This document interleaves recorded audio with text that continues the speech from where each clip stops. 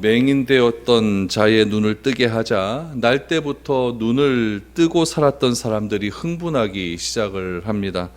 날 때부터 눈을 뜨고 살았던 사람들은 유대인들이었고 바리새인들이었습니다. 그 바리새인들은 예수님을 책잡고자 음모를 꾸미기 시작을 합니다. 그래서 예수님께서 그들을 향해 비유를 들어 말씀을 해 주십니다. 중동지방에서 흔히 볼 수 있는 목자와 양의 비유입니다. 예수님께서는 비유를 들어 설명하실 때 어려운 비유를 들어 설명하지 않습니다. 우리가 생각하기에 목자와 양, 그러니까 우리는 목자들도 본 적도 없고 양도 잘 본 적도 없고 그래서 굉장히 낯설게 느껴지지만은 우리의 시선을 AD 30년경으로 되돌려야 됩니다. 그 당시에 중동 지방에는 많은 사람들이 목자와 양으로서 그렇게 주변에 많이 있었기 때문에 예수님께서는 주변에 있는 것들을 그렇게 활용하셔서 사람들을 가르치기를 시작하시는 겁니다. 이 땅에 예수님께서 어떤 분으로 오셨는지를 목자와 양의 비유를 통해서 말씀을 해 주시는 겁니다. 누구에게 말을 합니까? 지금 당시의 종교 지도자라고 불리는 바리새인들 또 유대인들에게 예수님께서는 목자와 양의 비유를 들어서 설명을 해 주시는 겁니다. 그렇다면은 예수님께서는 어떤 지도자가 참된 지도자인가를 설명해 주시기 위해서 이 양과 목자의 비유를 설명하시는데 이것이 우리에게 주는 의미가 무엇인지, 또 날 때부터 눈을 뜨고 살았던 이 바리새인들과 유대인들은 예수님의 이 목자와 양의 비유를 통해서 어떤 생각을 했는지 우리 한번 살펴볼 수 있기를 바랍니다. 1절에서 3절 말씀을 한번 보시죠. 내가 진실로 진실로 너희에게 이르노니 문을 통하여 양의 우리에 들어가지 아니하고 다른 데로 넘어가는 자는 절도며 강도요 문으로 들어가는 이는 양의 목자라. 문지기는 그를 위하여 문을 열고 양은 그의 음성을 듣나니 그가 자기 양의 이름을 각각 불러 인도하여 내느니라 라고 말합니다. 어떤 사람이 참된 지도자입니까? 첫 번째로 규정을 지키는 사람, 법률을 잘 지키는 사람이 참된 목자다라고 말을 합니다. 여러분, 예수님께서는 지금 영적인 지도자라 자청하는 종교인들, 종교 지도자들에게 굉장히 불편한 말씀을 하시고 있습니다. 좀 이렇게 좀 부드럽게 말씀하실 뻔도 한데 꼭 대립각을 세우는 말씀을 하십니다. 어떻게 보면 시비 걸려고 이런 말씀을 하시는 것 같습니다. 영적인 지도자들을 일부러 분노하게 하신다고 하는 그런 느낌도 지울 수가 없습니다. 오늘 본문 말씀도 비유로 말씀하신 것인데 이 비유의 말씀을 듣고 있는 유대인들, 영적인 지도자들, 바리새인들은 굉장히 또 마음이 상했을 법도 합니다. 또 저 사람이 도대체 무슨 말을 하는지 잘 알아듣지도 못하고 이해하지도 못하는 말들을 계속합니다. 목자와 양의 비유는 그 당시 종교 지도자들이 얼마나 불편해했고 얼마나 분노했고 또 불쾌했는지를 우리는 상상할 수 있는 겁니다. 이 말을 한마디로 말하면 뭐냐면 나는 진짜고 너는 가짜다, 이 말입니다. 나는 진짜고 너는 가짜다. 여러분, 이 말 들으면 얼마나 기분이 나쁘겠습니까? 어느 날 여러분들 앞에 딱 와서 어떤 사람이 와서 하는 이야기가 당신들 평생 예수 믿은 것 같은데 다 가짜다, 이래버리면 기분 굉장히 상할 것 아닙니까? 지금 종교 지도자들은 평생 예수님을 믿었던 사람입니다. 구약 성경을 딸딸 외우고 성경에 굉장히 능통한 사람들입니다. 그런 사람들을 향해서 예수님께서 말씀하시는 겁니다. 너희는 다 가짜다. 얼마나 기분이 나쁘겠습니까? 예수님께서는 양과 목자라고 하는 당시 흔하디 흔한 볼 수 있는 것을 통해서 진짜는 무엇이고 가짜가 무엇인지를 분별해 주시는 겁니다. 그렇다면 진짜는 무엇입니까? 진짜 목자는 문을 통해서 출입한다라고 말씀을 합니다. 목자가 자신의 양을 만나기 위해서 담을 넘을 이유는 아무것도 없습니다. 그렇죠? 남의 우리에 들어가기 위해서는 담을 넘겠죠. 그러나 내 우리에 들어가기 위해서 담을 넘는 목자는 세상 천지에 없습니다. 그래서 참된 목자는 어떤 목자냐? 문으로 들어가는 목자가 진짜 목자다라고 말을 합니다. 문으로 들어가야 양의 목자지 담을 넘어 들어가는 것은 양을 해치거나 도둑질하려고 하는 의도가 의심스럽다, 아주 나쁜 사람이다 라고 말씀을 하는 것이죠. 그래서 담을 넘는 것은 불순한 의도이고 진실하다면 어떻게 들어와야 되느냐? 문으로 들어오는 것이 정상이다 라고 말씀을 해주시는 거죠. 예수님께서는 이 땅의 지도자들에게 말합니다. 예수님께서는 이 땅의 교사들에게 말씀하십니다. 예수님께서는 이 땅의 리더가 된 자들에게 말씀을 하십니다. 어떤 리더십을 가져야 되느냐? 가장 중요한 것은 법을 지켜야 된다는 겁니다. 바른 의식을 가지고 바른 규정을 지키면서 그렇게 살아가는 사람들이 참된 지도자의 자격이 있다라고 말씀을 해 주시는 겁니다. 불법적이고 편법적인 것을 행하는 지도자는 절대 남을 가르쳐서는 안 되고 남을 인도해서도 안 된다라고 예수님은 분명하게 말씀을 해 주시는 겁니다. 누구에게 하는 말씀입니까? 첫 번째로는 1차적인 말씀은 바리새인들에게 하는 얘기고 2차는 누구에게 하는 말일까요? 우리들에게 하는 이야기입니다. 두 번째로 예수님께서는 참된 지도자가 되기 위해서는 뭘 해야 되느냐? 친밀한 관계가 중요하다. 친밀한 관계가 중요할 것을 이야기합니다. 4절과 5절을 보시죠. 자기 양을 다 내놓은 후에 앞서가면 양들이 그의 음성을 아는 고로 따라오되 타인의 음성을 알지 못하는 고로 타인을 따르지 아니하고 도리어 도망하느니라 라고 말합니다. 그 당시 목자들은 양의 이름을 다 불렀습니다. 왜 불렀냐면은 목자는 양이 태어날 때 어미가 양을 출산하게 되면은 그 출산할 때 누가 그 양을 받냐면은 목자들이 받습니다. 그래서 어미 양이 양을 이렇게 출산을 하게 되면 그 양을 이렇게 받죠. 받는 다음에 그 양의 이름을 지어줍니다. 이름을 지어주면서 아이고 상진아 이렇게 이름을 지어주는 거죠. 그러면 그 양은 그 목자의 첫 음성을 듣는 겁니다. 자기를 향하여 드리는 첫 음성을 듣고 그 음성이 양이 머리가 되게 안 좋거든요. 안 좋은데 목자의 음성은 기가 막히게 기억한다고 합니다. 그래서 양이 처음 듣는 그 음성이 자기가 따라가야 될 음성이구나라는 것을 이렇게 파악을 한다고 하죠. 그래서 양이 딱 나오게 되면은 이 목자가 이 양을 딱 받은 다음에 이름을 딱 불러주죠. 이름을 불러주면 양은 그것을 기억을 하는 것이죠. 그래서 목자는 아는 겁니다. 요 양은 내 양이고 조 양은 남의 양이라는 것을 알죠. 이 양은 이름이 무엇이고 조 양은 이름이 무엇인지를 목자는 안다는 이야기입니다. 그것은 무엇이냐면 결국 관심이고 사랑입니다. 관심을 가지고 사랑을 가질 때 그 사람의 이름을 알 수가 있는 것이고 그 사람을 알아갈 수가 있는 것이죠. 여러분 양 보시지 않습니까? 동물 이래 보면 다 그놈이 그놈 같지 않습니까? 그렇죠? 다 그 나물이 그 밥인 것 같은데 목자는 안다는 겁니다. 목자는 알아요. 요즘 애완견 많이 키우지 않습니까? 애완견 많이 키우는데 똑같은 애완견 이래 놔둬도 여러분 주인은 자기 집 개를 잘 찾더라고요. 왜냐하면 관계가 되기 때문에 그렇다는 이야기죠.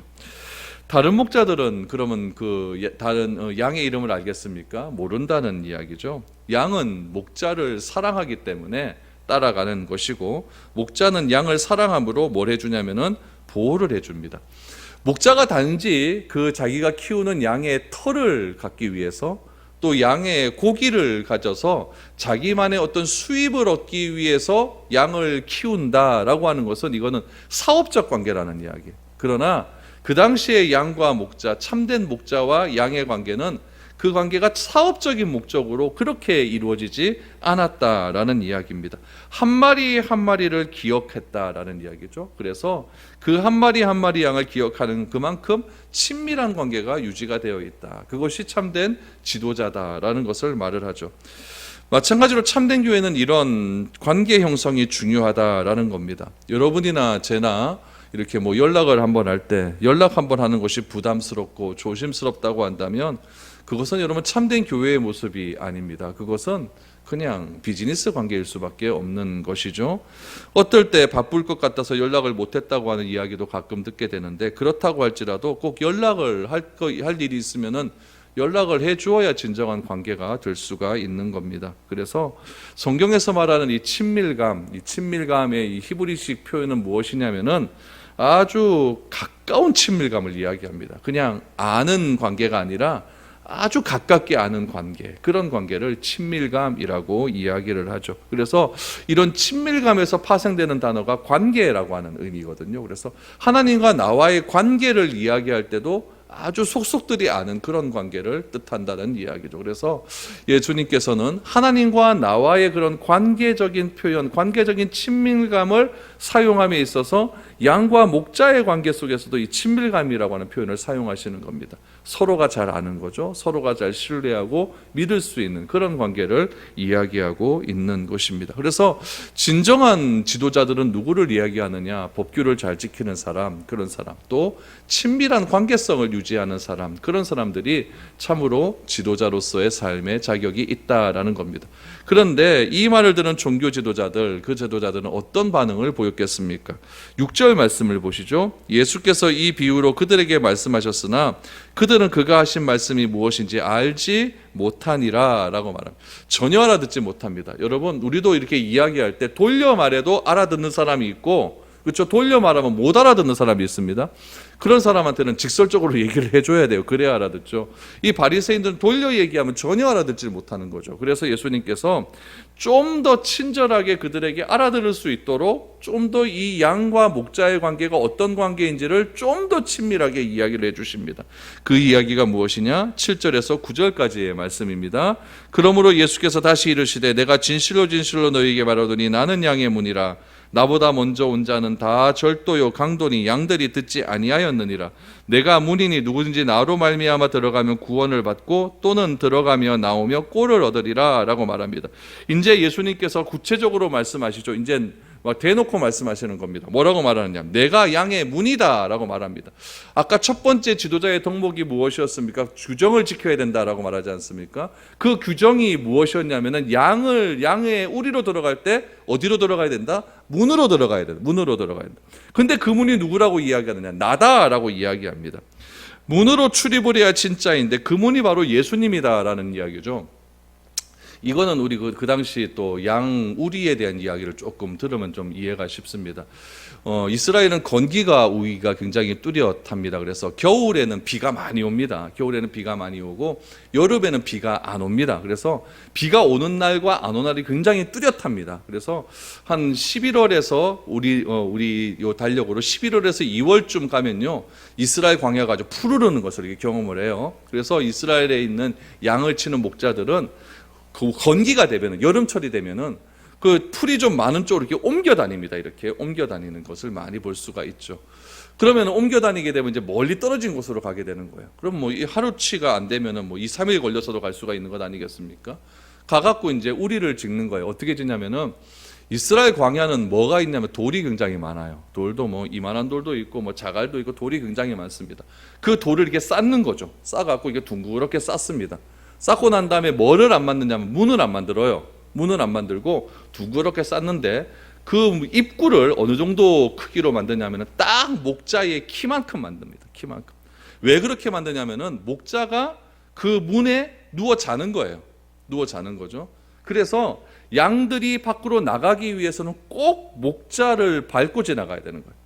그러니까 목자를 넘어가든지 목자를 밟고 지나가든지 그렇지 않으면 절대 양들이 우리 밖으로 나가지를 못합니다. 들어올 때도 어떻게 들어와야 됩니까? 목자가 있는 그쪽으로만 들어와야 안으로 들어올 수가 있는 것이죠. 그럼 예수님께서 도적이요 강도고 절도다라고 하는 사람들은 어디로 들어오겠습니까? 넘어 들어오는 거죠. 목자가 있는 입구 쪽으로 들어오는 것이 아니라 저쪽 뒤편 구석탱이로 이렇게 들어오는 거죠. 의도가 있다는 이야기입니다. 그래서 이게 목자가 문이 된다라고 하는 이야기는 무엇이냐면은 양이 나가거나 들어올 때는 항상 목자를 거쳐서 나가거나 들어올 수밖에 없는 구조로 되어 있다라는 이야기입니다. 만약 맹수가 들어오면 어떻게 돼야 될까요? 맹수가 들어오면 맹수가 우리를 못 넘어 들어가니까 누구를 통해서 들어와야 됩니까? 목자를 통해서 들어와야 되는 거예요. 그러니까 다윗 같은 사람은 양을 칠 때 사자와 곰들이 막 들어온다 할지라도 그것을 양을 위하여서 목숨 걸고 막았다고 나오지 않습니까? 그런 이유가 있는 거죠. 밤에 들짐승들이 나오지 않도록 그렇게 돌팔매를 들며두고 밤새도록 그렇게 지키는 사람이 바로 목자의 역할이다라는 거죠. 그래서 양들은 문이 굉장히 중요한 것이죠. 목자는 이렇게 양을 지키기 위해서 양의 생명을 보호하기 위해서 뭐가 되냐? 스스로가 문이 되는 겁니다. 스스로가 문이 되는 거죠. 요한복음에 보면 7가지 자기 선언이 나타납니다. 그 중에 3번째 선언이 무엇입니까? 나는 양의 문이다라는 거예요. 첫 번째 선언, 나는 생명의 떡이다. 오병이어의 기적을 하면서 나는 생명의 떡이다라는 것을 말씀해 주셨고, 맹인을 고치면서 나는 세상의 빛이다라는 것을 말씀해 주십니다. 오늘 또 하나 말씀해 주십니다. 종교지도자들이 알아듣지를 못하니까 나는 양의 문이다라는 것을 말씀해 주시는 것이죠. 이렇게 예수님이 문인 줄 알고 예수님을 통해서 출입을 하는 사람은 무엇을 얻게 되느냐? 오늘 본문에 보니까 꼴을 얻게 된다. 꼴을 얻게 된다. 이것은 산다는 이야기입니다. 먹어야 살질 않습니까? 양의 입장에서는 이 풀을 먹어야 사는 거예요. 그러니까 예수님이 문이기 때문에 예수님을 따라다니면은 우리 시편에 보면 푸른 초장으로 날 인도하시는 그 목자를 따라가면은 산다는 이야기입니다. 꼴을 먹기 때문에 생명을 얻는다는 거죠. 제가 말씀드리지 않습니까? 성경은 딱 두 가지의 길밖에 없습니다. 사느냐 죽느냐 이 길밖에 없는 거예요. 우리가 세상의 가치를 그렇게 추구하며 살아가는데 그 길이 죽는 길이라고 하면 우리는 과감하게 그걸 포기할 줄 알아야 된다는 얘기예요.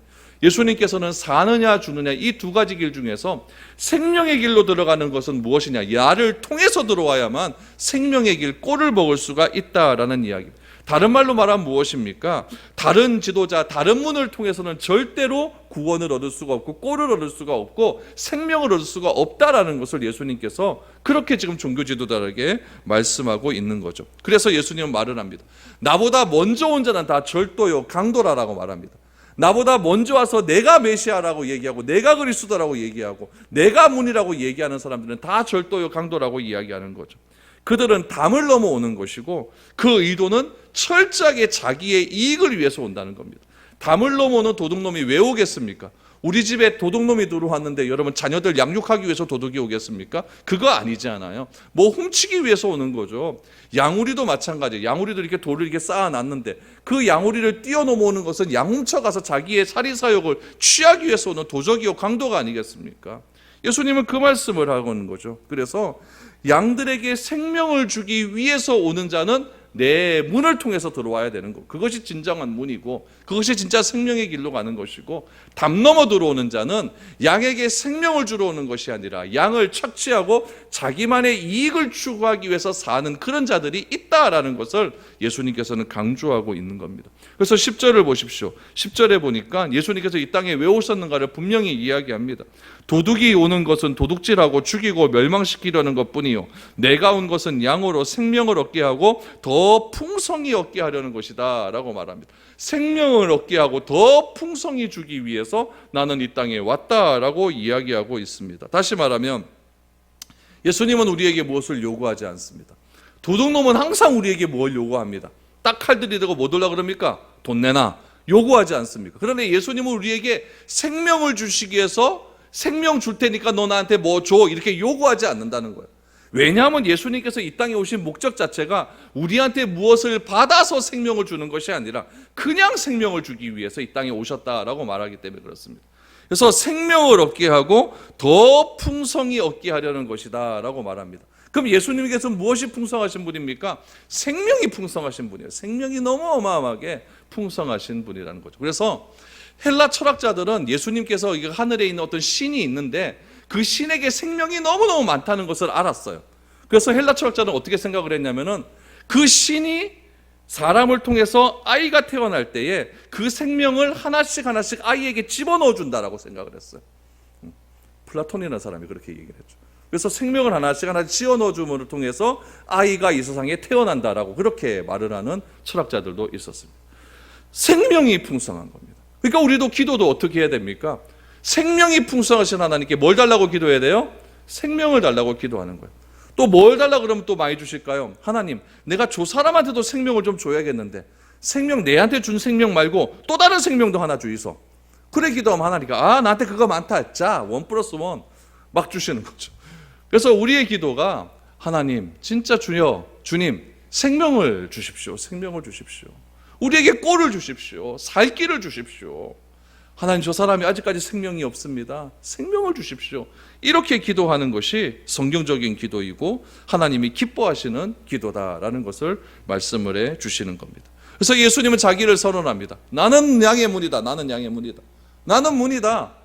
네 문으로 들어오고 나가지 않는 자는 다 도둑이고 특별한 목적이 있어서 그렇게 담 넘어 들어오는 것이다. 예수님은 그렇게 말씀을 하고 있는 것입니다. 그러면서 예수님께서 또 하나의 선언을 하십니다. 네 번째 선언을 하십니다. 첫 번째 떡이다. 두 번째 빛이다. 세 번째 문이다. 네 번째 자기 선언 11절 12절입니다. 나는 선한 목자라. 선한 목자는 양들을 위하여 목숨을 버리거니와 삭구는 목자가 아니요 양도 제 양이 아니라 이리가 오는 것을 보면 양을 버리고 달아나나니 이리가 양을 물어가고 또 해치느니라. 여러분 여기 11절 12절에서 예수님께 네 번째 자기 선언이 나오는데 네 번째 자기 선언은 뭐냐면은 나는 선한 목자다 그런 거예요. 여기서 여러분 주의해야 될 것이 하나 있습니다. 우리가 옛날에 어떻게 배웠냐면은 목자는 두 종류가 있다고 배웠어요. 첫 번째는 선한 목자, 두 번째는 삭군 목자. 맞죠? 그렇게 배웠어요. 저도 그렇게 배웠어요. 그런데 오늘 자세히 보면요, 목자는 한 분밖에 없습니다. 목자는 어떤 목자밖에 없습니까? 선한 목자밖에 없어요. 삭구는 뭐다? 목자가 아니라는 거예요. 아니라는 거예요. 그래서 우리가 분명하게 알아야 될 것은 무엇이냐면은 목자는 어떤 목자밖에 없다? 선한 목자밖에 없어요. 삭군에게 목자라고 하는 명칭을 줘서는 안 된다는 이야기입니다. 목자는 오로지 선한 목자밖에 없어요. 그래서 예수님은 자기에게 얘기해도 나는 선한 목자다. 나는 선한 목자다. 자기 선언을 하시는 거예요. 선한 목자는 어떤 사람이냐? 어떤 분이냐? 양을 위하여 목숨을 버리는 분. 그것이 선한 목자의 유일한 증거다라고 말을 합니다. 삭구는 왜 그러면은 양을 위하여 목숨을 버리지 않느냐? 내 것이 아니기 때문에 그렇습니다. 그래서 이 이리가 오는 것을 막지 않습니다. 선한 목자는 왜 양을 위하여 목숨을 버리냐면은 그 양에게 뭘 주러 왔기 때문에 생명을 주러 왔기 때문에 목숨을 버립니다. 그러나 삭구는 그 양을 통하여서 자기 개인적인 이익을 취하려 하기 때문에 어려움이 당하면 도망가 버립니다. 이게 선한 목자와 삭군의 차이예요. 어떤 목사님이 교회에 부임을 했어요. 근데 그 교회가 1년마다 목사님을 바꿔 치웁니다. 그러니까 교회가 아주 심각한 교회예요. 힘든 교회가 있습니다. 그런 교회에 어떤 목사님이 부임을 했어요. 이거 진짜 있었던 일입니다. 부임을 했어요. 첫 번째 설교 어떻게 했는지 아십니까? 이렇게 설교를 했어요. 오늘 본문 말씀 딱 이거 붙들어 놓고 오늘 10장 10절 말씀을 딱 붙들어 놓고 나는 선한 목자가 아닙니다. 이렇게 했어요. 목사님. 나는 선한 목자가 아닙니다. 그러니까 나한테 너무 기대하지 마십시오. 이렇게 설교를 했어요. 그래서 사람들이 웅성웅성 막 이러는 거죠. 두 번째 설교는 뭐 했는지 아십니까? 여러분도 선한 양이 아닙니다. 여러분들 다 일입니다. 그러니까 피차 기대하지 말고 삽시다. 이렇게 설교를 했어요. 그랬더니 1년 만에 교회가 잠잠해졌습니다. 서로 기대를 안 하니까 교회가 잠잠했어요. 여러분 굉장히 우픈 이야기 아니십니까? 이거 웃기기도 하고 슬픈 이야기, 이걸 우픈 이야기예요. 여러분 목사들도 자기가 목자가 아니라는 것을 인정해야 됩니다. 제가 선한 목자입니까? 저 여러분을 위해서 목숨 예, 이거예요. 여러분 저는 선한 목자가 아닙니다. 저는 뭘까요? 저도 목자를 따라가는 양입니다. 나에게 있어서 선한 목자 누구밖에 없습니까? 예수님밖에 없어요. 예수님이 나를 위하여 십자가에 못 박혀 돌아가셨죠. 여러분이 저를 위해서 죽을 겁니까? 아니잖아요. 그거 알거든요. 저도 여러분을 위해서 그거 좀 그래요. 그러니까 저도 선한 목자, 저도 따라가야 될 입장에 따라가요. 그럼 목사는 뭐 하느냐? 가이드예요. 그냥 가이드. 여러분들이 목자이신 예수님을 안 따라가고 자꾸 다른 쪽으로 어긋난 길로 가면은 글로 가면 잘못된 것이다 라고 이렇게 가이드를 해줘갖고 잘못된 길이다 라고 이렇게 말해주는 사람입니다. 그게 목사예요. 그래서 목사인 저도 목자고 양이고 여러분도 양이니까 우리가 중점적으로 따라가야 될 상은 목사입니까? 아닙니다. 아니에요. 목사를 따라가는 것이 아니라 누구를 따라가야 됩니까? 예수님을 따라가야 돼요. 예수님의 말씀이 어디에 있습니까? 성경에 있잖아요. 그래서 주구장창 성경 읽으라 그러는 거예요. 그래서 이번에 성경도 한번 써보자 그러는 거죠. 성경 읽고 성경 써가면서 진짜 목자이신 예수님은 과연 어떤 분이신지, 예수님은 왜 우리를 위하여서 목숨까지 버리셨는지 그걸 내가 알아가는 거죠. 그래서 목사님을 목자라 그래갖고 상처받고 마음에 막 어려움을 겪고 그래서 이게 교회냐라고 이렇게 말하는 그런 어려움들이 너무나 많이 있는 이유가 거기에 있는 것입니다. 그래서 목사님들도 자기를 향해서 나는 선한 목자다 이렇게 이야기하면 안 돼요. 목자라고 얘기하면 안 됩니다. 죽지도 않을 거면서 뭐 자꾸 목자라고 이야기합니까? 선한 목자는 오로지 뭐밖에 없다고요? 양을 위하여 죽는 것, 그거밖에 없다라고 말씀하십니다. 누가 나를 위하여 대신 죽을 수가 있겠습니까? 예수님밖에 없습니다. 예수님은 나를 위하여 십자가의 모진 고통을 당하시면서 내 죄를 위하여 다 죽으셨습니다. 그래서 여러분들 예수 그리스도를 따라가시고 예수님이 왜 죽으셨고 왜 이 땅에 오셨는지를 잘 알아갈 수 있는 그런 은혜가 우리 가운데 있어야 된 줄로 믿습니다. 13절부터 보십시오. 달아나는 것은 그가 삭군인 까닭에 양을 돌보지 아니함이나 나는 선한 목자라. 나는 내 양을 알고 양도 나를 아는 것이 아버지께서 나를 아시고 내가 아버지를 아는 것 같으니 나는 양을 위하여 목숨을 버리노라. 저는 오늘 요 말씀을 읽으면서 15절 말씀이 제 가슴 속에 와 닿았습니다. 나는 양을 위하여 목숨을 버리노라. 나는 양을 위하여 목숨을 버리노라. 생명은 어느 누구에나 가장 존귀한 가치입니다. 아무리 아프다고 해도 자기 재산을 다 바쳐서 자기 생명을 구하려고 하지 생명과 물질을 바꾸는 사람은 없습니다. 생명은 가장 존귀한 것이죠. 나는 양을 위하여 목숨을 버리노라. 여러분, 예수님은 선한 목자이기 때문에 양들을 위하여 목숨을 버렸습니다. 따라서 참된 지도자는 자신을 아끼지 않는 사람입니다. 어떤 분들은 이렇게 말하는 분도 있었어요. 시간 관리의 중요성을 얘기합니다. 그러면서 어떤 목사님은 시간 관리를 철저하게 이렇게 한다 그러죠. 그러면서 이렇게 이야기합니다. 요 시간에는 나한테 전화도 하지 마이소. 이렇게 말하는 사람이 있어요. 이거는 여러분 진정한 의미에서의 교회 가이드가 아닙니다. 여러분, 목사는 자기 시간이 없습니다. 자기 시간이 없고 교인을 위해서 무엇이든지 하면은 자기의 시간을 포기할 줄 아는 것이 진정한 목사의 삶의 모습이 아니겠습니까? 예수님은 기꺼이 헌신하는 지도자이고 앞서가는 지도자였습니다. 어떻게 앞서가는 지도자였습니까? 나는 내 양을 알고 양도 나를 안다라고 말합니다. 예수님은 우리의 머리카락 수까지 다 아신다고 말을 합니다. 그러면은 나도 예수님이 어떤 분이신지 알아가야 될 것 아니겠습니까? 나는 예수님을 모르면서 오로지 예수님만이 아시지요 주님 하면서 손 들고 맨날 기도해봐요. 그거 별로 소용없는 겁니다. 예수님이 나를 머리카락까지 다 아신 바 되었다고 한다면 나도 주님을 알기 위해 최선의 노력을 다해야 되는 겁니다. 최선의 노력을 다해야. 성경 읽어도 모르겠어요, 목사님. 그럼 2번 읽고 3번 읽으십시오. 그래도 안 되면 4번, 5번 읽으십시오. 기도하십시오. 나도 주님을 알기를 원합니다. 주님 알 수 있도록 지혜를 주시고 총명함을 주시고 성령의 충만함을 주십시오. 그렇게 기도해야 됩니다. 그런 알매 관계를 어떻게 표현하고 있습니까? 15절 말씀해 보니까 아버지가 나를 아시고 내가 아버지를 안답니다. 하나님과 예수님은 한 분 아니십니까? 서로가 한 분이니까 얼마나 자기를 잘 알겠습니까?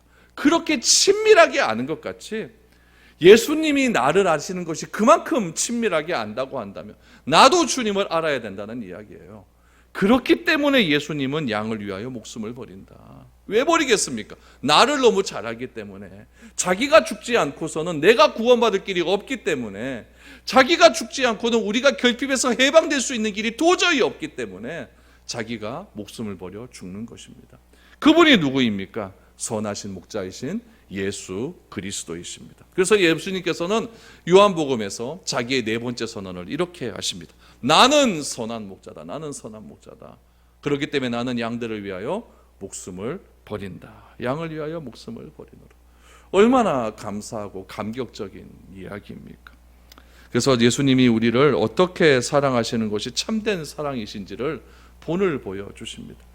예수님께서 제자들의 발을 씻겨주시지 않습니까? 왜 발을 씻겨주십니까? 너희도 이렇게 섬기라.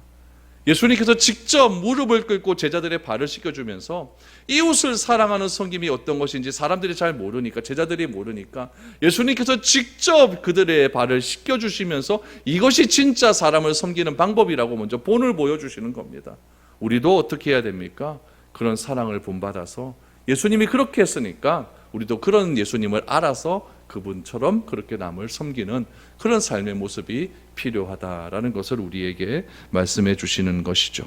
그래서 16절을 보십시오. 또 이 우리에 들지 아니한 다른 양들이 내게 있어 내가 인도하여야 할 터이니 그들도 내 음성을 듣고 한 무리가 되어 한 목자에게 있으리. 이 말씀은 뭐냐면은 16절의 이 말씀이 선교적인 말씀입니다. 예수님께서 누구에게 관심이 있는가 한번 보시기 바랍니다. 이 우리에 들지한 다른 양이 내게 있다라고 말합니다. 우리는요 항상 어떻게 생각하냐면은 우리 교회, 내 식구, 내 가족 이것만 생각합니다. 그러나 예수님께서는 누구에게도 관심을 갖고 있습니까? 우리에 들지한 다른 양에게도 관심을 갖습니다. 이것이 예수님께서 말씀하신 선교적인 관심입니다.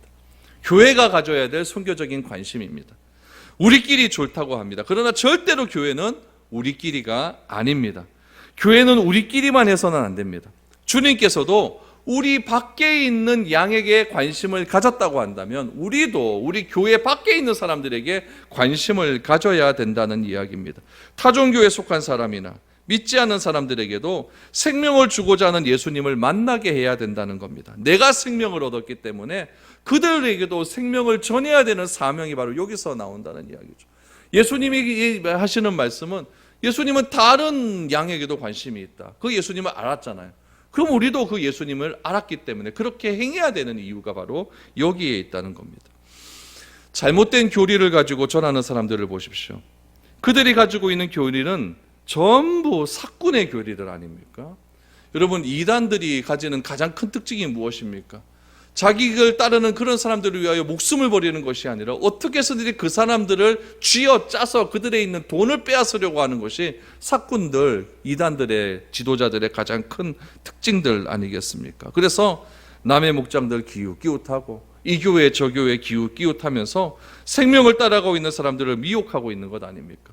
대학교에 가보십시오. 성경 공부해보자. 요즘 유행하는 거 성격 유형 검사해준다. 미술 심리 치료해준다. 음악 가르쳐주겠다. 기타 가르쳐주겠다. 우리 문화 가르쳐주겠다. 이런 것들 뭐 해가지고 내가 논문 쓰고 있는데 무슨 설문조사가 필요하다. 뭐 이런 것들을 이용해서 그렇게 미혹을 하고 있는 것 아니겠습니까? 저는 여러분들이 한 목자만 따를 수 있기를 바랍니다.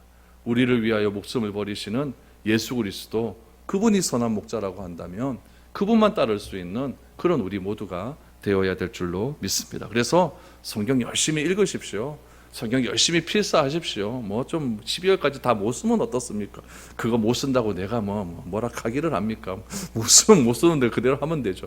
그렇지만 우리가 한자 읽어가면서 한자 써가면서 하나님이 도대체 어떤 분이시길래 이런 은혜를 주시는가, 그런 것들을 알아야 될 필요성은 있다는 이야기입니다. 왜 예수님께서 우리를 위하여 목숨을 버리시겠습니까? 17절 보십시오. 내가 내 목숨을 버리는 것은 그것을 내가 다시 얻기 위함이니 이로 말미암아 아버지께서 나를 사랑하시느니라. 이를 내게서 빼앗는 자가 있는 것이 아니라 내가 스스로 버렸노라. 나는 버릴 권세도 있고 다시 얻을 권세도 있으니 이 계명은 내 아버지께서 받았노라 하시니라 라고 말합니다. 내가 내 목숨을 버리는 것은 왜 버리느냐? 그것을 다시 얻기 위함이다 라고 말합니다. 목숨은 생명입니다. 생명을 왜 버리셨습니까? 다시 살기 위해 예수님께서 버리셨습니다. 다시 산다는 건 무엇입니까? 부활을 의미합니다. 그래서 예수님께서 다시 사셨습니다. 내 스스로 버리자 하나님께서는 그 예수님의 목숨을 다시 살려주셨다는 이야기죠. 그래서 이로 말미암아 아버지께서 나를 사랑하셨다. 하나님께서 예수님을 사랑하시는 증거가 무엇으로 드러났느냐? 예수님을 죽은 자 가운데서 3일 만에 다시 살아나시게 하시는 부활의 능력으로서 그렇게 예수님께서 예수님을 사랑하신다는 증거를 그렇게 보여주셨다는 겁니다. 이 하나님께서 예수님을 사랑하는 이 사랑을 빼앗는 자가 있는 것이 아니라는 거죠. 그 생명을 빼앗을 자가 없다는 이야기죠. 예수님 스스로 버렸다고 이야기합니다. 억지로 버리는 것이 무슨 의미가 있겠습니까? 억지로 헌신하는 것이 무슨 의미가 있겠습니까? 내 스스로 다 내려놓고 내 스스로 모든 것들을 내려놓을 때 하나님께서는 그것을 다시 더 엎어주신다고 하는 역설의 원리가 여기서 나타나는 것 아니겠습니까?